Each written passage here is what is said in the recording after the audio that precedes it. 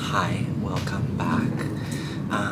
Before I start this video, I want to address the current situation in Israel. As a lot of you are aware, I live in Tel Aviv, so I thought that I should just start this by saying, first of all, thank you to anyone that sent me a message on social media, checking in, making sure that myself and my family are okay. We are safe and okay in whatever that means. I'm using filming this as something to get my mind off of what's going on because it's, as you see online,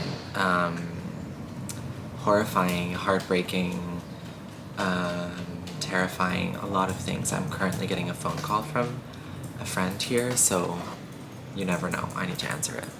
Anyway, I don't actually want to talk about it, but I did feel like it was necessary to say thank you and to say that I'm okay and we're okay and we have a shelter. Just devastating on all possible sides. So that's what I'll say about it.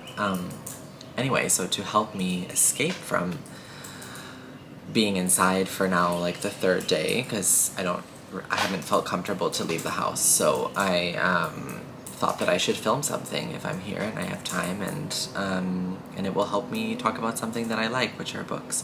So let's talk about my reading.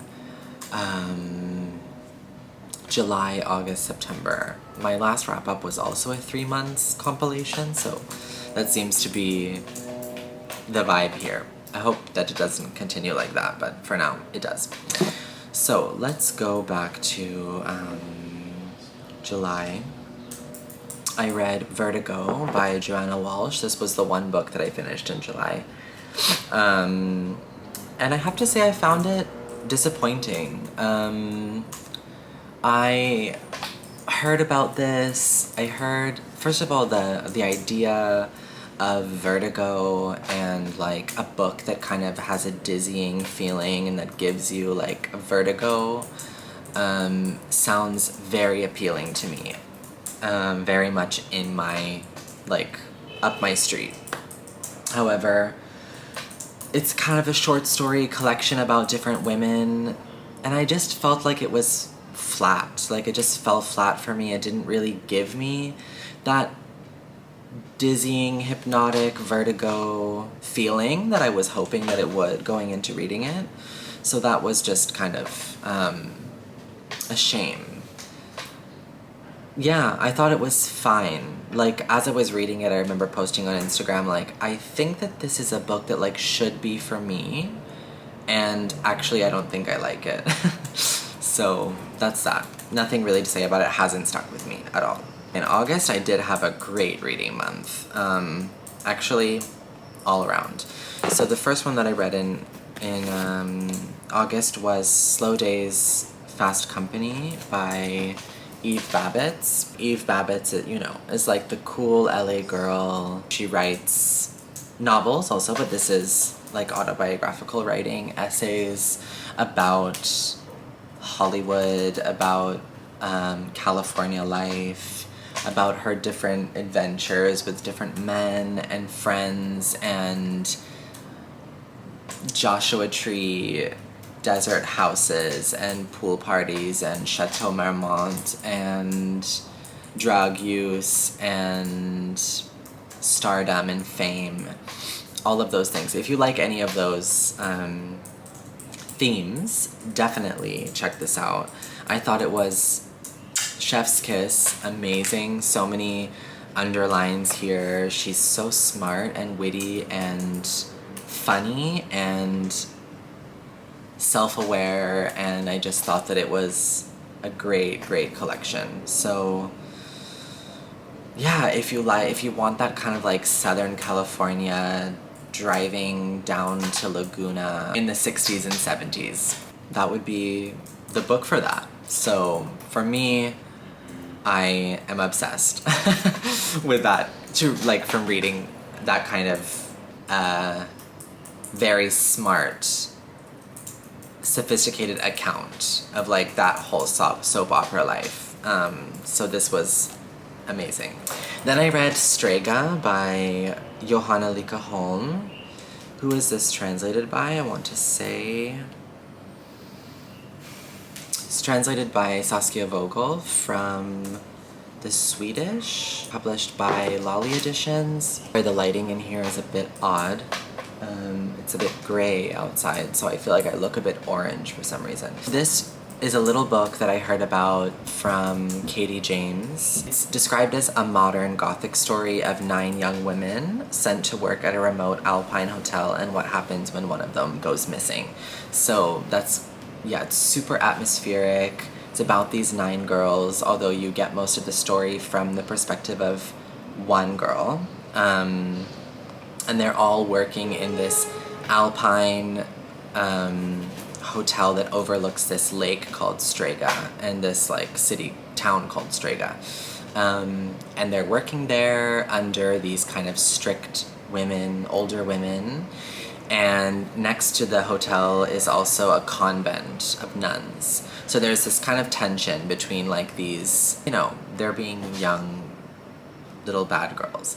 And then there's like this convent. So like this tension between something very strict and pure against this hotel.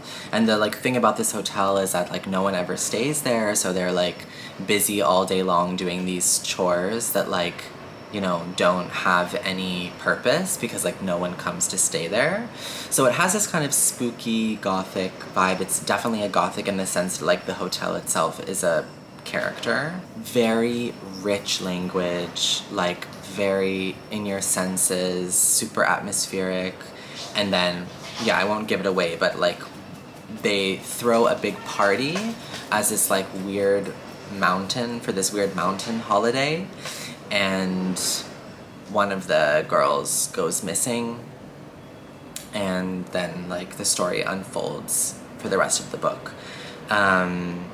This book is like really about the feeling and the atmosphere, along with like a plot that drives you towards the end. Yeah, and like these relationships between the girls, and especially our main character's name is Rafa, and like another girl, and they kind of like have sort of like a sapphic thing together. And yeah, just like that young, like, I don't really love to read books from, I don't know, like coming of age or like teen perspectives always, but this one for me was like really satisfying and poetic and juicy and dark and witchy. I don't know, like it was really fun, so I enjoyed that a lot. Then I read for my book club on Patreon, Medea by Euripides, a new version by Rachel Cusk. I enjoyed this so much. It was just, first of all, very fun to read a play,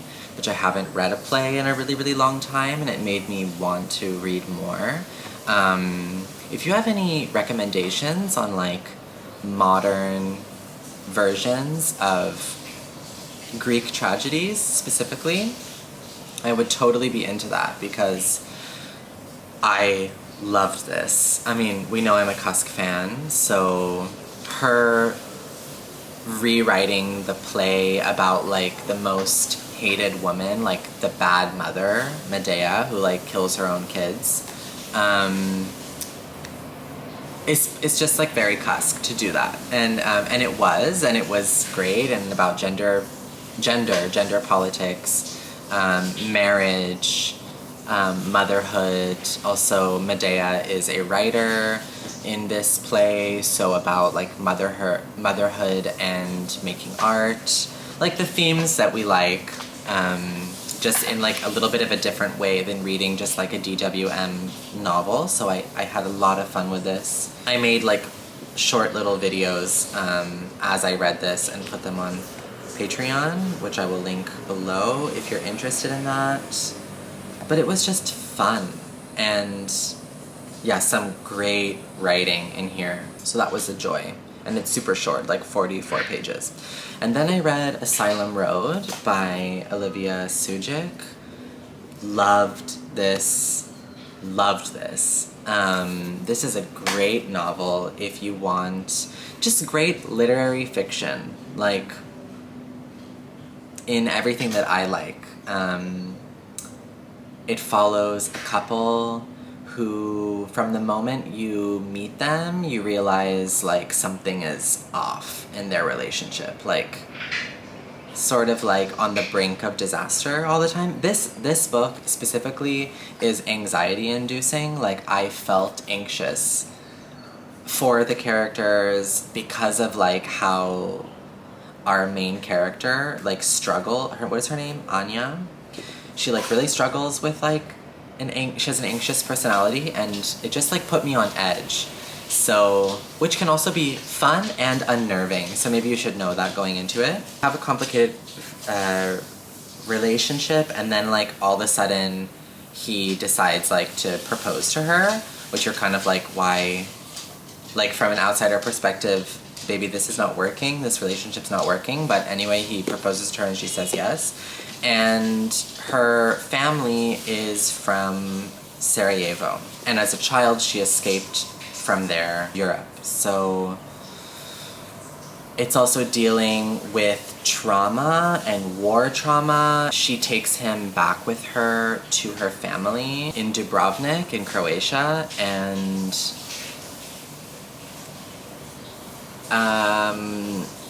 I don't want to give too much away, but that trip creates like a crack in this already cracked relationship, and it just flies from there to a catastrophic finish. So I thought this was so smart. I enjoyed it a lot. It really like has a moody quality to it that I love, like with Strega as well, and like I like moody books. And this was done in a really like clean way, like moody but not like overly sensory, for example. Like, it's like moody but clean and puts you on edge, and I love the ending. Fuck yeah.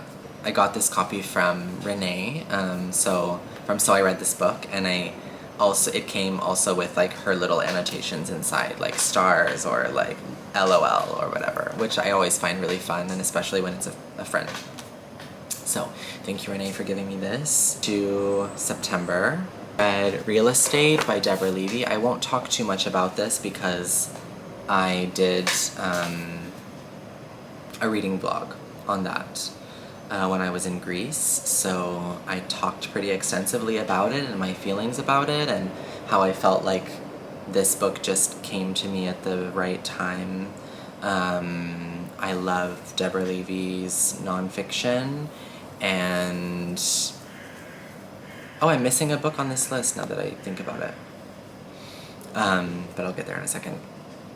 This is the third in her living autobiography series. I think it's probably my favorite of the three. I feel like I spoke so much about it, so maybe I'll leave it at that, and if you're interested, you can watch the Greece vlog where I talk about this. It was a 5-star for me. So I'll leave it at that. If you like good nonfiction about a writer and mother, that's a great one. Then I read Deborah Levy's August Blue, also for Patreon book club, and I thought it was fine. It's her newest novel, and it should be like very me. It's about this woman who sees her own doppelganger in a market in Athens and becomes obsessed with her and like continues to see her wherever she goes, like whatever country she goes, so she sees this woman that looks like her.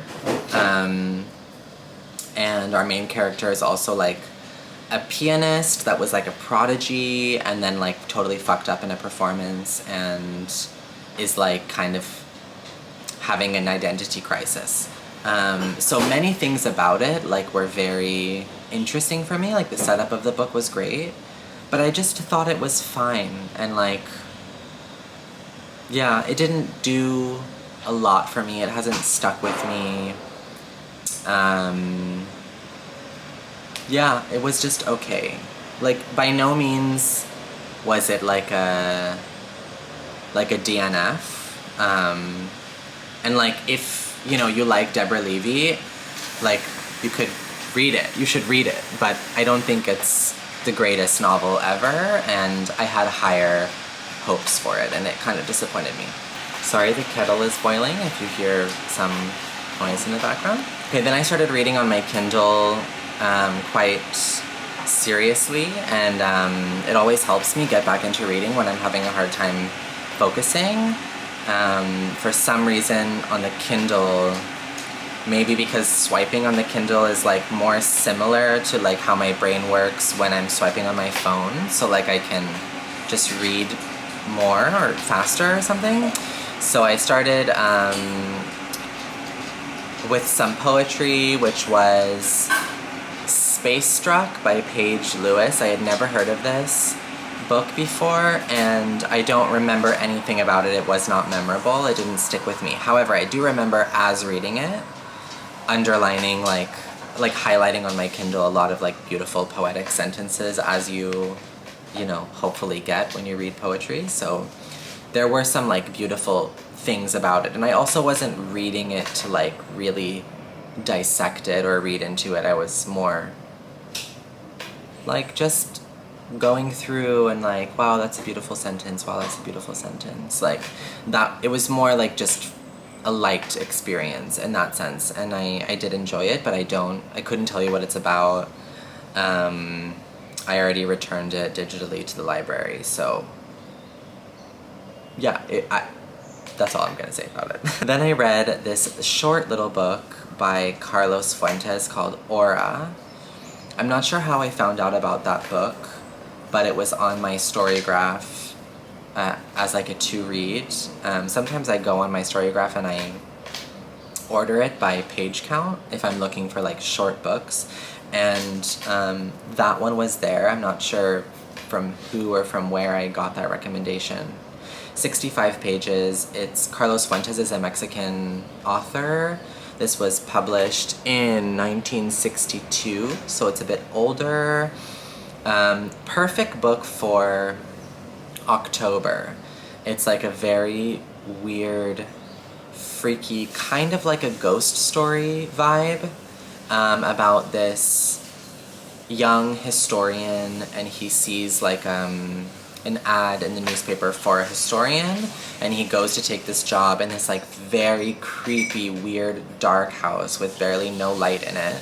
And there's this very old woman living there who's like basically blind, and she wants him to write the memoir of her late husband. And while he's there, he meets this younger girl that lives there that's like this older woman's niece, I think niece, whose name is Aura, and she has like really bright eyes, and like she's just like, he becomes enamored and like obsessed with this girl, Aura. So he's living in this weird fucking house where weird shit happens, and it's dark. Yeah, very October-y, sexual. I am not sure if this book aged so well. Like, I think about a male author writing about women's bodies, like, sexually in this way, and I'm still not sure, like, if I thought it was off, or, like, a bit problematic, or if I just think that it's part of the, like, I still don't know how I felt about that. I don't read a lot of male authors in general, so like I'm used to reading a lot of like female authors, and like when, you know, you speak about the female body from a female gaze, so I'm not really thinking twice about whether that's, you know, problematic in some way. And now reading like a male author that wrote it in the 60s, I like wasn't sure. But it was interesting, and it's short, and if you want something creepy, weird, hypnotic, very atmospheric, then I would give it a try. It won't take very long to read it because it's quite gripping. He's like a very well-known Mexican author, which I always like reading, you know, prolific authors from other countries. So maybe give it a read and tell me if, like, what you think about that book, okay? The last book that I read was Alphabetical Diaries by Sheila Heti. I had this as an ARC from FSG, so thank you FSG and NetGalley for this copy. It's going to be published the 6th of February 2024 from FSG, like I said. I was very, very, very excited to get this early copy. I love Sheila Heti. She's one of my favorite authors. And these are what it says, her personal diaries, ordered in alphabetical order, which is a really interesting concept. And this was originally serially published, I think, in the New York Times, and I read like a few letters and thought that they were really interesting. But this, if you cross-check them, they are very different. So I think if you read the online Alphabetical Diaries, it's not what this book is. Like, it's not like it's the same, so you should read this one as well if you enjoyed the online ones. Like with reading anyone's diaries, it's half super interesting if you like the person, half slightly exhausting. And going into it, I thought like, oh, Sheila, am I gonna be like one, triggered and spiral because I'm also like an artist who's trying to make money, and like she asks herself a lot of questions and deals with a lot of things that I feel like I deal with. And so I felt like I'm spiraling reading it, and I also thought like, is this going to be slightly exhausting just to read your diaries? But actually I enjoyed it so much, and it's quite a fast-paced read, and because of the alphabetical structure, I think it's super fascinating. Like, I think it would be an interesting exercise for anyone that writes their own diaries to like every once in a while like look at them in alphabetical order, just because of like the kind of repetition that it creates, and like you can kind of see what do you repeat. Like, do you repeat like don't a lot in the beginning of your sentences? Like, are you busy with telling yourself things that you shouldn't do? Like, don't do this, don't think about this, don't do that, or I want, or like, yeah, I thought that was fascinating. And I was also curious about the editing process of this book, and it's also fun to try to figure out like what sentences are from what year, like how far apart are these two sentences from each other? Are they from like 5 years apart? Were they written originally in the same diary? Did she add anything like later? So I don't know. I hope that she does an interview or something about the process of this book somewhere. I would be super curious. But very heady and very Heti. So if you like Sheila Heti, I think for people that like Sheila Heti, I think that you will really enjoy this. I wonder if you don't really like her or you're not a fan of her work, what you would get from that book. Although it's very thought-provoking, so for me it was a great one. I enjoyed it very, very much. Yeah, that's what I read in the last 3 months. I'm enjoying reading again, and yeah, finding a lot of calm and refuge in it, if I can say that. So thanks for watching, and I hope you all are doing well, and you can let me know what you've read recently or what you're currently reading. Sending you all love. You can also follow me on Instagram. I'm trying to upload like more stories of things, and like more, if you want to keep up with like what I'm currently reading and like just thoughts or quotes and stuff, that would be the place to be. Yeah, that's it, I think. Okay, bye.